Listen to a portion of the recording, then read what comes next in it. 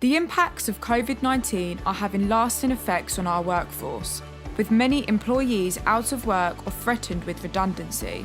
As countries look to recover from Covid-19, we must ensure that the job market is providing appropriately skilled employees to meet the demands of the workforce. Key sectors that are vital to our growth are experiencing skill shortages, including cybersecurity, renewable energies, healthcare, agriculture, and others.